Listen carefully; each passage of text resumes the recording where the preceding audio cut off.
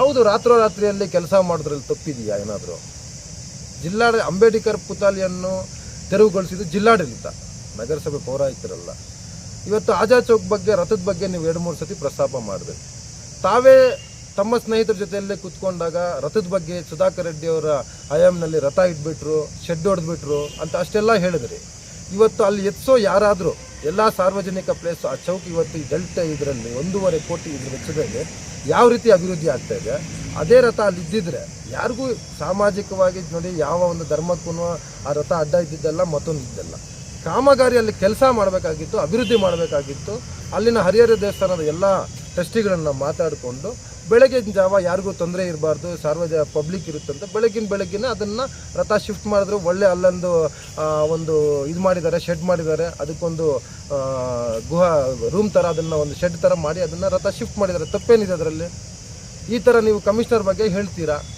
Commissioner ಬಗ್ಗೆ ಹೇಳೋರು ಇದೇ ನೀವು ಹೇಳ್ತೀರಲ್ವಾ? ಇಡೀ ದೇಶದಲ್ಲಿ ಯಾವುದೇ ಒಬ್ಬ ರಾಜಕಾರಣಿ ಅಫಿಷಿಯಲ್ ಆಗಿರೋ ಉದಾಹರಣೆ ಇದೆಯೇನ್ರಿ? ಒಬ್ಬ ಕಮಿಷನರ್ ಇಲ್ಲಿ ಬಿಟ್ಟರೆ ಇನ್ನೆಲ್ಲಾದರೂ ಹೋದರೆ ಆತನ ಕಮಿಷನರೇ ಅಥವಾ ಅಧಿಕಾರಿನೇ. ಪ್ರಮೋಟ್ ಆದರೆ ಹೈಯರ್ ಎಜುಕೇಷನ್ ಹೈಯರ್ ಪೋಸ್ಟ್ಗೆ ಹೋಗ್ತಾನೆ, ಡಿಮೋಟ್ ಆದರೆ ಇನ್ನೊಂದು ಪೋಸ್ಟ್ಗೆ ಹೋಗ್ತಾನೆ. ಆದರೆ ಆತನ ಸರ್ಕಾರಿ ಅಧಿಕಾರಿನೇ. ಯಾವುದೇ ಕಾರಣಕ್ಕೆ ನಿಮ್ಮ ಥರ ರಾಜಕಾರಣಿಗಳು ನಮ್ಮ ಥರ ರಾಜಕಾರಣಿಗಳು ಎಷ್ಟು ಉದಾಹರಣೆ ಇಲ್ಲ. ಇವತ್ತು ಭಾಸ್ಕರ್ ರೆಡ್ಡಿ IPS ಅವರು ರಿಟೈರ್ಡ್ ಆದಮೇಲೆ ರಾಜಕಾರಣಕ್ಕೆ ಬಂದಿಲ್ವಾ?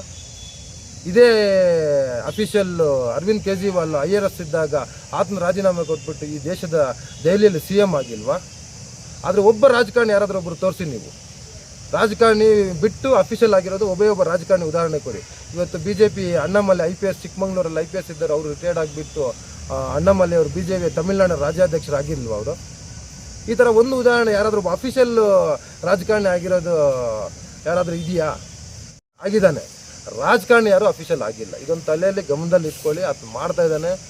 ಈ ತಾಲೂಕಿನವರು ಇದೇ ತಾಲೂಕಿನಲ್ಲಿ ಇದ್ದು ಏನೋ ಒಂದು ಸಾಧನೆ ಮಾಡಬೇಕು, ನಮ್ಮ ಊರಿಗೆ ಎಲ್ಲ ಒಳ್ಳೆ ರೂಪ ಕೊಡಬೇಕಂತ ನಮ್ಮ ಮಿನಿಸ್ಟರ್ ಜೊತೆ ಕೈ ಜೋಡಿಸಿ ಆತನೂ ಸಹ ಒಳ್ಳೆ ಕೆಲಸ ಮಾಡ್ತಾ ಇದ್ದಾರೆ. ಅವ್ರಿಗೆ ನಾವು ಸಹಕಾರ ಕೊಡಬೇಕು. ಆಗಿದೆ ನಾವು IDMC